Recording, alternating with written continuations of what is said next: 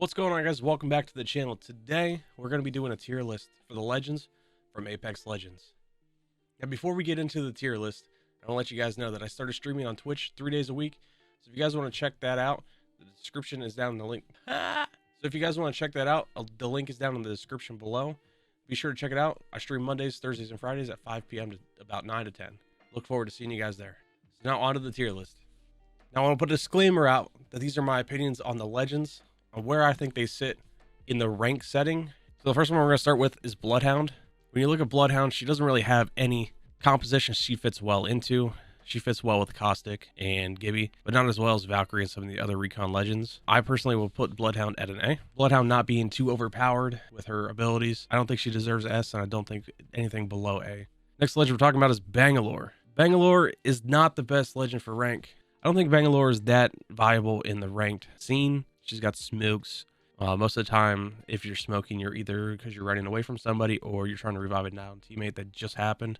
I just keep saying I don't think she deserves anything lower than D, but again, I don't think she's that viable and that necessary for, you know, placement and getting kills. So I think I'll put her at a C. Contemplating changing her to a D here. Next up is my main man, Caustic. Obviously, I want to put him at an S tier, but again, I'm not only looking at one specific map, I'm looking at all the maps. On World's Edge, Caustic is king of the castle, 100%. Said again. I gotta stop that. On other maps like King's Canyon, he's not going to be as viable. There are inside locations, but most zones are going to end out in the open. With Olympus coming back, Caustic is still viable on Olympus. Caustic as a legend overall on all 4 maps, I would put him on probably A, probably above Bloodhound. Now the next legend we have is Crypto. All memes aside, Crypto will never see the light of B+. He's not terrible if you know what you're doing with him, but a lot of players don't. He could be really good and really useful in situations, but unfortunately a lot of players just end up on this drone and are late to fights with their team. And so I will put Crypto probably at a D for ranked setting, just because, like I said, he's not really viable and he gets left behind by his team quite a bit. Next we got Ashe. Beginning of the season when Ashe came out with Stormpoint, she saw play probably for the first 3 or 4 weeks. Was one of the top pick legends. And then we moved to Olympus, and now you have Gibby, Caustic, Valkyrie. Ashe's ultimate, allowing her to get in and out of fights quickly, is not terrible. It's not the best. It's not the worst. It allows her to third party or come in and clean up. For maps like Olympus and King's Canyon, I don't see how useful she's going to be compared to some of the other legends. Again, I'll be putting her probably at C, right above Bangalore. Next, we got the big boy, Gibby. Gibby. Obviously, any map, Olympus, Stormpoint, King's Canyon, World's Edge, Bubble Shield, man. And until they do some kind of nerf to his arm shield, Gibby's just too useful on any map to not be included in any composition. We have ourselves the first S rank. Verizon is next, and again, we are very map dependent. On Stormpoint, Horizon running around solo, yikes, man. She is a menace on that map. All the verticality, all the hills. Then you move to something like World's Edge, and again, there's not as much verticality by hill-wise and mountain-wise, and she just becomes kind of useless at certain points and at certain fights and areas. Her ult's very useful in endgame when you're fighting teams like Caustic, Gibby, or anybody held up in a building. But again, it's very situational, and at most points, just not needed at that current moment. I won't put her below Crypto because not a lot of people are going to go below Crypto, but she's definitely D tier with Crypto. Next up, we got Lifeline. Lifeline's always going to be B+ tier, regardless of what map you're on, regardless of what setting you're in, whether that's ranked or pubs. She had quite the nerf when they took the shield away from her on the res, which was very needed, but she still has that AFK heal, which honestly is just too good not to include if you can. Lifeline, gonna end up at the A tier, right above Blood. Next up, we have the one and only legend I cannot stand. Fuse. I'm not saying he's terrible, not saying he's good, definitely not saying he's good. What to say about Fuse? He can carry a lot of grenades. His ult detects people when they're inside of it.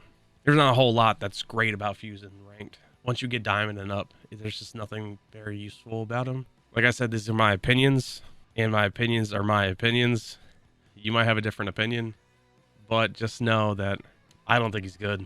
Do I think he's F tier in ranked diamond and up? Yeah, F tier for sure.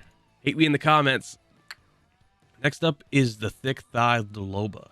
Super useful in endgame, especially at higher ranks, where you're burning ammo, you're burning throwables, and you're just burning armor and need armor swaps. Her ultimate is just endgame galore. It allows you and your team just to reap all the ammo off of boxes. Basically taking away any asset that your opponents have that they need. I don't think she's worth putting at A tier because there's better comps. She requires a very specific comp to be good. So I'll be putting her at B tier. Next, we got the Bamboozler Mirage. Mirage is kind of along the same lines as Fuse. I don't think necessarily he's that terrible. I just don't think he's as useful in, diamond and up, kind of like where my brain's at, where my mindset's at in this tier list. Above Crypto, I think Crypto's more useful. Mirage is more of a solo play, kind of. I will put him below Crypto because I think Crypto's more useful. We'll give him the first E tier. I don't think he deserves D. He definitely doesn't deserve F. Now, as we're getting down to the bottom of the list, I want to let you guys know and remind you that if you're enjoying the content, please hit the like button. It helps out a lot. And if you guys have a comment that you want to share, maybe it's your opinion on one of the legends that I put it at a lower tier, please leave that down below. And don't forget to subscribe so you don't miss out on all future videos coming. And thank you. All right, next up, we got Octane. Octane's very solo play heavy. His launch pad is very useful for teams that push it into for third parties. On World's Edge, not as super viable as some of the other movement legends like Valkyrie. Do I think he's A and up? No. Do I think he's D and down? No. He's somewhere about in the middle. I'd probably put him above Ashe and below Loba in utility-wise. So we'll slap him into a B tier. So he's B tier right with Loba. And next up, we got Pathfinder, my main from Stormpoint. The zipline's not the most useful. It helps you get into, hard to reach places that your team can't, but you can. He's also got the ability to scan beacon, which all recons do. But as far as getting away from fights, third party in fights, I put him right up there with Octane. I'll put him above Loba and Octane just because he's a little bit more useful in the long run than Octane is. But again, he's a solo play legend, so it is what it is. B rank. Next up, we got Rampart. What do I gotta say about the wall lady? Again, she's a defense legend. She's useful for her utility with the walls and peeking through them. You don't see it much on World's Edge, but with the new season coming up and Olympus coming back and possibly King's Canyon, you might see her more often in some metas. But I think as far as defense legends go and utility go, Gibby and Caustic have her beat. I don't think she's good enough to be B tier. I don't think she's bad enough to be D and below. So I'll throw her in C. Next up, we got the Reaper Boy, the Scythe Menace that is Revenant. Last season when we had Olympus in rotation and before the Octane and Revenant alt nerf, it was a third-party monster. But with that being a third-party monster, Revenant always required a second legend to get the mobility with his alt to get into place. Is his alt worthless in Diamond and up? No. Is it as useful again as, Caustic or Gibby or Valkyrie in that setup? No. Now, if you look in the long run of other compositions, I know I keep referring to Gibby, Caustic, and Valk just because that's the meta. Revenant does fit into a composition with Loba, with the ammo, and be able to just yoink heals and yoink armors if you ult beside it, as well as Octane still. I don't think Revenant's good enough to be above C. Because like I said, he needs another legend to be great. He's good, but he's not, worthy of C and up because he needs another legend. All right, we're finally breaking into our final four. The first of which being Seer. The season that Seer released was a pretty hectic season with his wall hacks. He's not as good as he used to be with all the nerfs that has happened. I remember the first couple of weeks when he was out, his tactical ability actually flashbanged you, which was a pain in the ass. It didn't take too well to the Apex community. It was immediately taken out.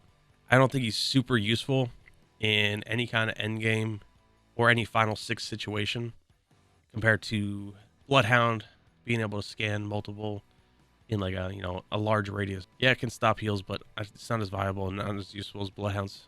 Kind of along the same lines as Revenant. He's good, but he needs another legend to be great. And that can be said for a lot of different legends. With that, I think he goes in D tier with Revenant and Crypto, only on the sole fact that he can't be great on his own.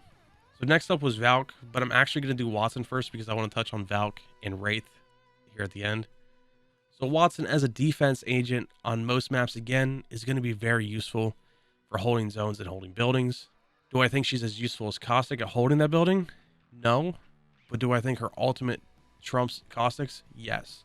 I'm going to put her in B because she's still really useful. She's really good. She doesn't need another legend to make her better. So in the B tier. All right, next up we got Valk. The must-have auto-include.